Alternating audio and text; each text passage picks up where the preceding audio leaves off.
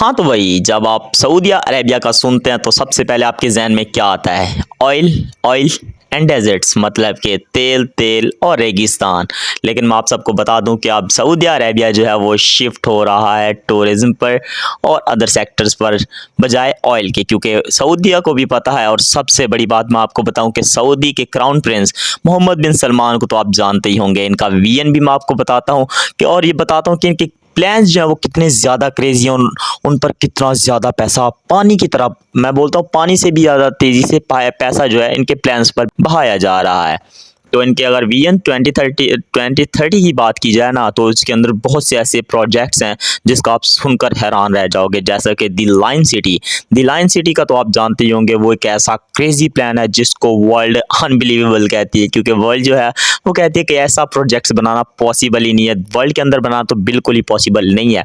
क्योंकि ये जो है 500 मीटर्स, मतलब समझ सकते हैं बुर्ज खलीफा से थोड़ा सा कम। बुर्ज खलीफा जो है इस वक्त वो दुनिया की सबसे बड़ी इमारत है, दुनिया की सबसे बड़ी बिल्डिंग है। तो उससे थोड़ा सा कम 170 किलोमीटर की दूरी तक ये बनाया जाएगा। मतलब एक ही लाइन के अंदर जो बिल्डिंग, मतलब आप ऐसा समझ लें कि एक ऐसी बिल्डिंग है जो 170 किलोमीटर चौड़ी है, मतलब कि 170 किलोमीटर एक लाइन के अंदर बनाई जा रही है। तो ये है क्रेजी प्लान्स जो हैं वो हैं मोहम्मद बिन सलमान सऊदी के क्राउन प्रिंस के। इसी के अंदर मैं आपको एक और क्रेजी प्लान भी बताता हूँ जो इनके विजन 2030 के अंदर आता है। तो मोहम्मद बिन सलमान चाहते हैं कि इनके रियाद शहर के अंदर जो टूरिज्म सेक्टर है वो काफ़ी ज़्यादा बूस्ट करे, जो सऊदी की डिपेंडेंसी है ऑयल पर वो ख़त्म की जाए। मैं आप सबको बता दूं कि सऊदीया का जो ऑयल का बिज़नेस है ना वो इतना ह्यूज है कि आप सोच नहीं सकते। क्योंकि एक तरफ दुबई है, दुबई का टूरिज्म सेक्टर तो आप जानते होंगे कितना ह्यूज है, उसके अंदर इतनी बड़ी बड़ी बिल्डिंग्स हैं, रोड्स हैं, ऐसे ऐसे नेटवर्क्स हैं, और उसके साथ साथ इतने लोग घूमने आते हैं। उसके बाद भी अगर मैं आपको दुबई की जीडीपी बताऊं ना, तो मतलब कि एक साल के अंदर दुबई कितना कमाता है, उसके अंदर कितना जो प्रोडक्ट्स हैं मतलब हैं, तो उसकी बात की जाए तो दुबई की जो जीडीपी है वो है तकरीबन 500 बिलियन डॉलर्स की। और मैं आपको एक क्रेजी चीज़ बताऊं कि जो सऊदी की एक कंपनी है ना ऑयल की, जो सबसे बड़ी कंपनी है जिसका नाम है अरामको, जो स्टेट और मतलब स्टेट ओन्ड है, मतलब कि सऊदी की अपनी गवर्नमेंट की कंपनी है, उसको जो ओन करते हैं, जो उनके सीईओ हैं वो हैं किंग मोहम्मद बिन सलमान। और उसकी अगर वैल्यूएशन की बात की जाए तो वो 2 ट्रिलियन डॉलर्स की है, मतलब 2 trillion dollar, such a huge amount. तो इतनी बड़ी उनकी एक ही कंपनी है जो ऑयल पर है। तो किंग मोहम्मद बिन सलमान चाहते हैं कि उनका एक विजन 2030 है कि मतलब कि 2030 तक जो सऊदी की जीडीपी है उसको शिफ्ट किया जाए ऑयल से हटाकर टूरिज्म सेक्टर और बिजनेस सेक्टर के अंदर लाया जाए। तो उनका जो विजन 2035 है उसके अंदर बहुत से ऐसी क्रेजी प्लान्स हैं, लेकिन उनमें से एक और क्रेजी प्लान ये है कि वो वर्ल्ड का सबसे मोस्ट एडवांस स्टेडियम बनाना चाहते हैं जिसका नाम होगा किंग मोहम्मद बिन सलमान। तो अपने नाम से एक स्टेडियम बनवाना चाहते हैं जिसकी अगर कैपेसिटी की बात की जाए तो वो अप्रॉक्सीमेटली 50,000 के करीब होगी, लेकिन ये इतना ज़्यादा एडवांस होगा कि आप सोच नहीं सकते।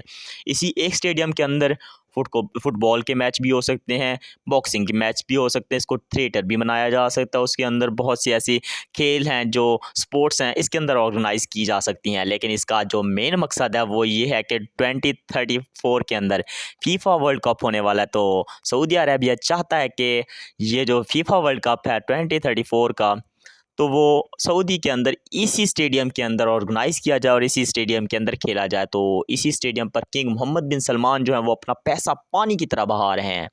अप्रॉक्सीमेटली कहा यह जाता है कि इसका जो बिल्ड कॉस्ट होगी ना, इसको बनाने की जो कॉस्ट होगी वो 1 बिलियन डॉलर से भी ऊपर होगी। सच अ ह्यूज अमाउंट।